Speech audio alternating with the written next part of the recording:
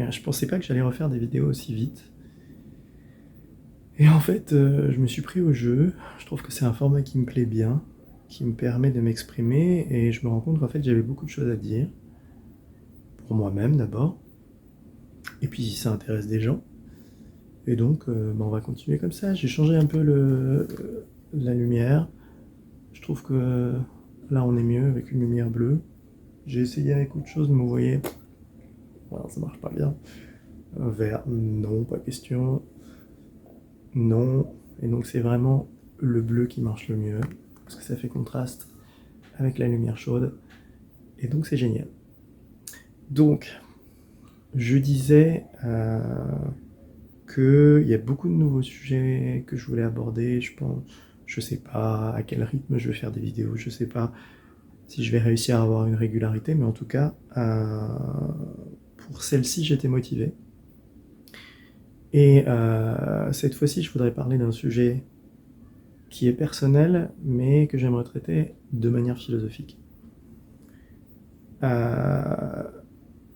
C'est parti d'un constat que j'ai fait dans les lectures que j'ai eues en 2023. En 2023, là, depuis le début de l'année, j'ai fait beaucoup de nouvelles lectures. J'ai lu beaucoup de philosophes que j'avais pas lus avant. J'étais un grand consommateur des classiques et des modernes, des contemporains sur les sujets qui m'intéressaient, mais il y avait beaucoup de lectures que j'avais laissées de côté, et notamment les lectures féministes et queer que j'avais très peu abordées et que j'ai redécouvert cette année, que j'ai découvert parce que je les connaissais que superficiellement, en lisant beaucoup de nouveaux ouvrages.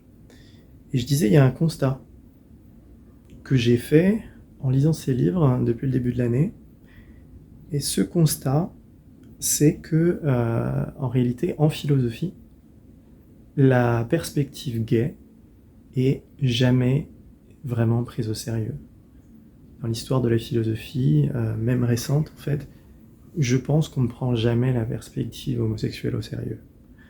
Alors, ça c'est une affirmation un peu brute, parce que si on rentrait dans le détail, on verrait tout de suite qu'elle est caricaturale, et même à un certain point, elle est fausse. Il y a des philosophes contemporains qui prennent la question gay, la question queer au sérieux, mais je fais une généralisation et j'affirme quelque chose de manière un peu catégorique et restrictive euh, parce que je pense que ça peut avoir une utilité, ça peut définir un point de départ, ça peut permettre d'avoir une pensée claire. Parfois c'est utile de faire des affirmations un peu catégoriques, même si après on va les remettre en question, parce que ça permet de savoir d'où on part et de construire une réflexion. Donc je précise tout de suite, je sais qu'affirmer ça c'est caricatural, mais je l'affirme quand même pour la simplicité de cette vidéo. Donc j'ai constaté que la perspective gay était jamais prise au sérieux. Qu'est-ce que je veux dire par là ? Je veux pas dire par là que il n'y a pas des philosophes qui ont parlé de l'homosexualité, de la question gay ou de la question queer. Il y en a, c'est certain. Alors, avant le XXe siècle, c'est rare, voire même totalement inexistant, mais au XXe siècle, il y en avait quelques-uns, notamment Sartre, qui est peut-être le premier à en avoir parlé sérieusement. Alors, j'exclus Freud parce que je le mets à part dans l'histoire de la philosophie, c'est pas vraiment un philosophe, mais chez les philosophes un peu pur jus de formation, c'est Sartre qui, le premier, notamment dans L'être et le néant et chez d'autres, a pris la question au sérieux. On trouve une analyse de la perspective lesbienne chez Simone de Beauvoir, aussi dans le IIe siècle. On trouve des réflexions sur l'homosexualité chez Gilles Deleuze, alors évidemment chez Foucault à la fin de sa vie, dans l'histoire de la sexualité. Mais dans toutes ces références que je viens de citer, donc Sartre, Beauvoir, Foucault ou Deleuze, en fait, l'homosexualité vient souvent comme un exemple. C'est-à-dire qu'on la traite de l'extérieur, elle n'est pas à la source de la réflexion. On prend l'homosexuel, la lesbienne, la personne queer, comme l'exemple d'une thèse plus générale. Quand je dis que la perspective homosexuelle n'a pas été prise au sérieux, ce que je veux dire, c'est que on l'a jamais encore mis en position centrale, c'est-à-dire non plus la traiter comme un exemple, comme quelque chose qui vient renforcer une thèse qui est déjà là, comme quelque chose qu'on voit de l'extérieur, mais comme quelque chose qui est mis au centre de la réflexion. Autrement dit, un point de départ. On part de la perspective gay ou homosexuelle, et ensuite on construit des concepts à partir de là, ou ensuite on réinterprète des concepts qui existent déjà à partir de là. Et ça, je ne l'ai pas encore trouvé. Et je trouve que c'est nécessaire, surtout en philosophie, parce que si la philosophie prétend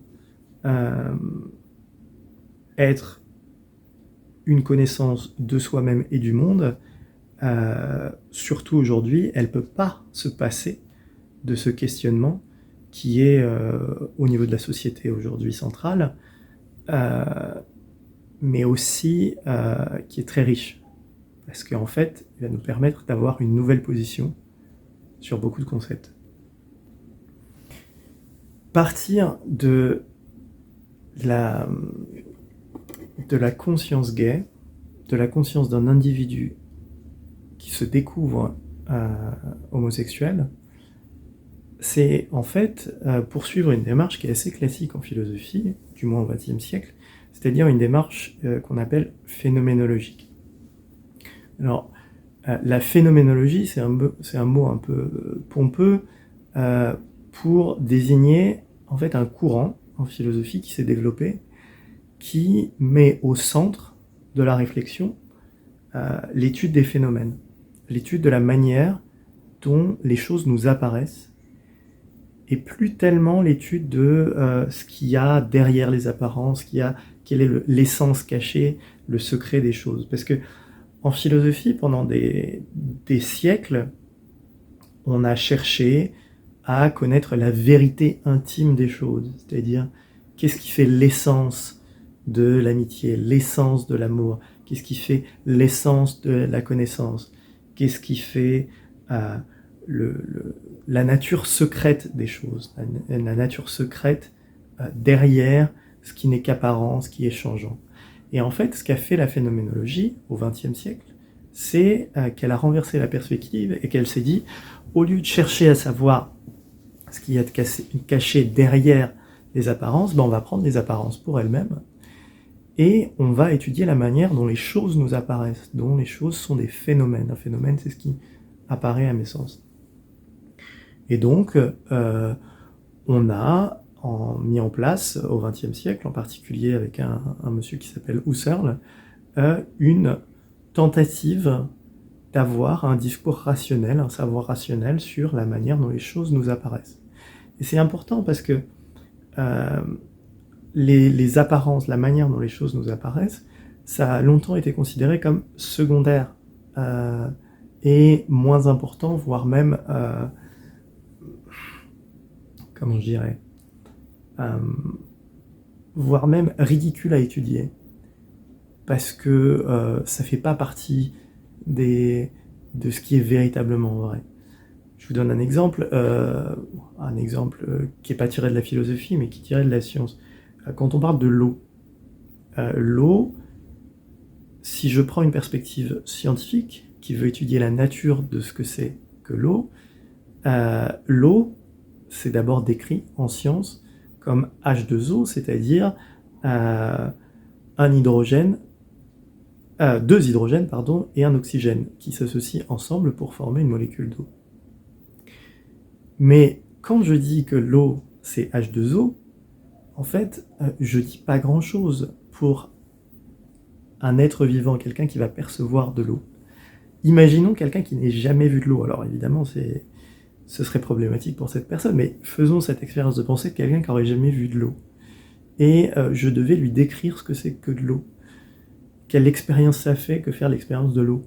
Si je lui dis que l'eau c'est H2O, ce qui est totalement correct au niveau scientifique, je lui ai donné la nature de ce que c'est que l'eau, mais je lui ai pas dit grand-chose au niveau de la sensation, au niveau des phénomènes de ce que c'est que l'eau. l'eau, c'est quelque chose que je goûte, quelque chose que je touche, c'est fluide, c'est humide, c'est froid. Euh, c'est tout un ensemble de perceptions, tout un ensemble de phénomènes. Et dire que l'eau c'est H2O, c'est très réducteur en fait. Et donc, à partir de cet exemple, ce que je veux dire, c'est que la phénoménologie, donc c'est ce courant de la philosophie qui s'est intéressé, qui a remis au centre de la réflexion les phénomènes. Donc la phénoménologie, elle s'est intéressée à la manière dont les choses nous apparaissent, à la manière dont nous les percevons. Et donc, en faisant ça, la phénoménologie est partie de ce qu'on pourrait appeler un point de conscience, la conscience humaine des choses, et a essayé d'explorer quelles sont, par exemple, les catégories universelles de notre conscience des choses, notre conscience des phénomènes, des choses qui nous apparaissent. Est-ce que, à partir d'un point de vue subjectif, moi qui vois les choses, est-ce que je peux déterminer des catégories universelles qui s'appliqueraient à tous les types de perceptions, à la perception pour tout le monde? Et est-ce que je pourrais trouver des constantes dans la manière dont les choses nous apparaissent? Et donc, la phénoménologie, eh bien, elle a, si vous voulez, remis un peu l'église au centre du village, c'est-à-dire, elle a remis le point de vue subjectif, avec toutes ses perceptions, au centre de la réflexion philosophique.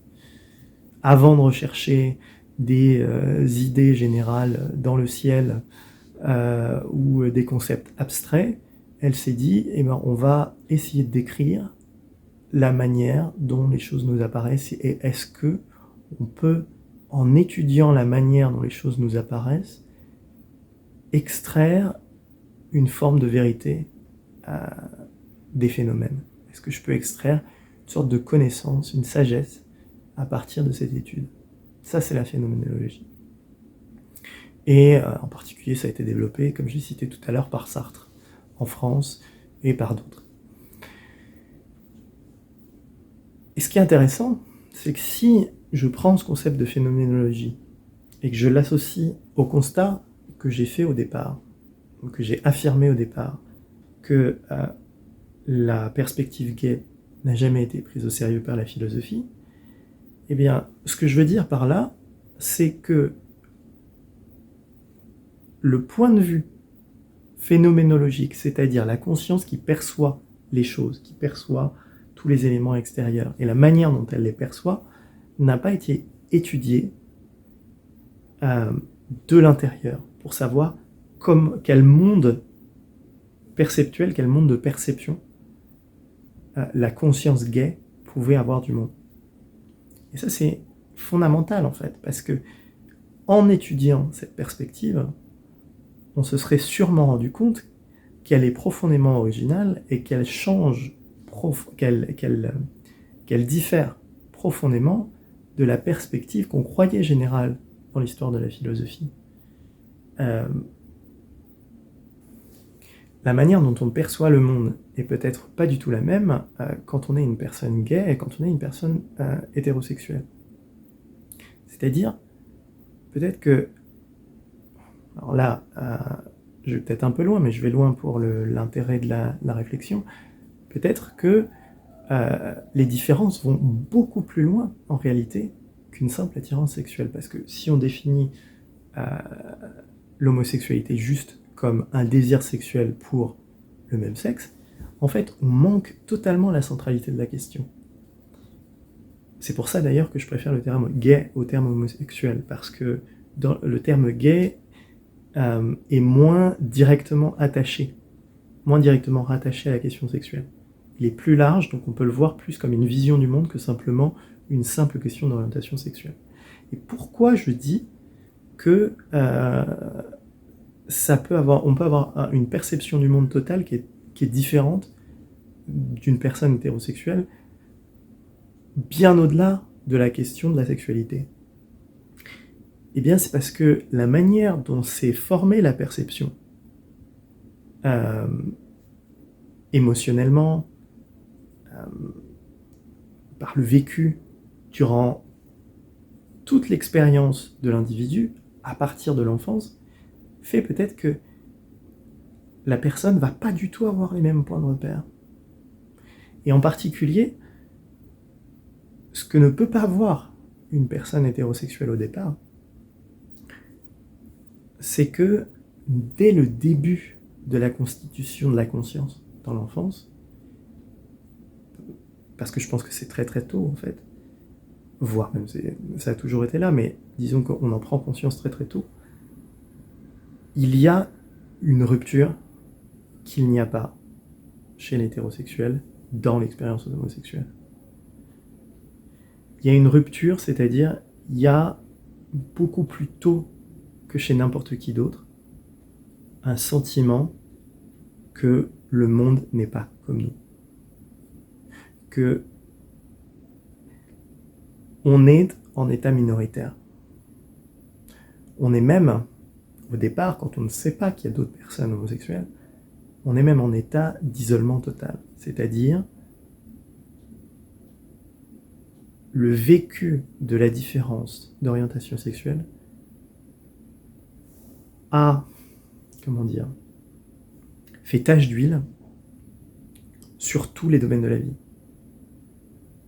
On se sent différent, en fait. On a tout de suite la conscience d'une différence. Alors, le cas qu'on pourrait rapprocher le plus de ça, ce serait peut-être le cas d'une personne noire, par exemple, qui vivrait sa couleur de peau comme une différence dans une société où tous les gens sont blancs, par exemple. C'est vrai que ça pourrait être assez similaire, c'est-à-dire, dès le départ, on a la conscience d'une différence. Mais entre le vécu d'une personne racisée et le vécu d'une personne gay, il y a quand même une différence qui est majeure. C'est que la personne racisée, elle ne peut pas cacher sa différence. Quand on a une couleur de peau différente de tous les gens qui sont autour de nous, on peut faire ce qu'on veut pour le cacher, ça ne se cache pas. Et d'ailleurs, le racisme en face qu'on vit, il est direct. Il n'y a pas de possibilité de l'éviter. Disons que il n'y a pas de problème de faux semblant. Je dis évidemment pas qu'il n'y a pas de problème, parce qu'il y a des problèmes énormes, mais disons qu'il n'y a pas l'hypocrisie du faux semblant. Alors que pour la personne gay, la différence est perçue par cette personne de l'intérieur, mais elle n'est pas forcément vue de l'extérieur. Voire même dans la majorité des cas, elle n'est pas su à l'extérieur. Donc il y a deux catégories, ou deux données universelles de l'expérience gay. C'est que d'un côté, il y a la conscience d'une différence fondamentale, je suis différent des autres, alors que tous les autres suivent le chemin un peu tracé, ils désirent ce qu'on leur a dit de désirer, etc. Moi, je suis différent, j'ai des centres d'intérêt différents, je ne corresponds pas au modèle, je suis peut-être un peu plus féminin que les autres, garçons par exemple, je n'arrive plus à rentrer dans les cases de la binarité sexuelle. Donc il y a une conscience d'une différence, premièrement, et deuxièmement, ce qui fait la différence, encore une fois, avec l'expérience noire, c'est qu'il y a la possibilité de la cacher, de la dissimuler. Et donc, il y a un règne du silence. Conscience d'une différence et règne du silence. Conscience d'une différence ou, si on veut, le vécu de la honte. Pratiquement toujours. Peut-être que pour les générations d'aujourd'hui, c'est un peu différent, parce que c'est vrai qu'un enfant qui prend conscience d'être gay en 2020, 2021, 2022, c'est vrai qu'il n'a pas forcément vécu la même expérience que moi dans les années 90, ou les gens encore avant, parce que moi ça a été plus simple que mes prédécesseurs. Peut-être que c'est encore plus simple aujourd'hui, mais je pense qu'il y a toujours une difficulté. Ce serait de la bêtise de ne pas voir qu'il y a toujours une différence qui est vécue. Et donc, si on veut réfléchir en philosophie au sujet de l'homosexualité, il faut déjà mettre au centre cette différence de perception, qui est beaucoup plus large que simplement une différence d'orientation sexuelle. C'est un vécu qui est différent. C'est-à-dire, je vis ma vie avec deux catégories fondamentales de mon expérience vécue, de toutes mes perceptions, que sont je suis différent du reste, et deuxièmement, je dissimule cette différence. Alors, il y a un auteur que j'ai trouvé, contemporain, que j'ai trouvé, qui aborde vraiment ces choses-là. Mais c'est pas un philosophe. Alors ça veut pas dire que ça n'a pas de valeur, hein. C'est pas parce que moi j'enseigne la philosophie que je me contente de la philosophie, mais c'est pas un philosophe, donc il a des méthodes qui sont un peu différentes de l'étude philosophique. Pour autant, c'est très riche, et même c'est peut-être le seul qui a fait une démarche qui soit véritablement phénoménologique, même s'il ne parle pas de phénoménologie, parce qu'il n'a pas une formation de philosophe, mais il a une démarche phénoménologique sans le savoir. C'est Didier Eribon, dans un bouquin qui est paru à la fin des années 90, qui s'appelle « Réflexion sur la question gay ». Et dans « Réflexion sur la question gay », Eribon, c'est peut-être le premier qui véritablement prend au sérieux le fait de mettre le vécu de la personne homosexuelle au centre de la réflexion. Et de se dire, on va analyser tout le reste des concepts à partir de ça. On va voir comment un monde se construit à partir de ce point de référence. Vous savez, comme en mathématiques, il y a des coordonnées dans un espace. On a l'abscisse, l'ordonnée, on a les axes x, y, z, et ensuite on va donner les coordonnées d'un point dans l'espace à partir d'un point de référence. Ben là, je prends un peu la même image pour dire, si on prend le point 0 du référentiel, avec les axes x, y, z, on prend le point 0, c'est-à-dire le point de départ, et qu'on met la perspective gay à ce point 0, ensuite on va mesurer tous les concepts à partir de là. Et ben je crois que Eribon, c'est le premier, en tout cas à ma connaissance, qui fait vraiment ça. Et puisqu'il fait ça, ce qu'il découvre à travers son étude, qui est plutôt sociologique, parce que c'est un sociologue lui à la base, c'est que l'expérience de la honte, et lui dit l'expérience de l'injure, est fondamentale. C'est-à-dire que on a une perception du monde où immédiatement l'individu a